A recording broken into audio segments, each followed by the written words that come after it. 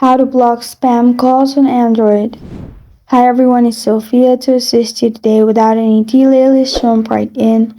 First, open phone and you'll find this kind of screen pop up. Simply click on three dots located on top right corner of your screen and then click on settings.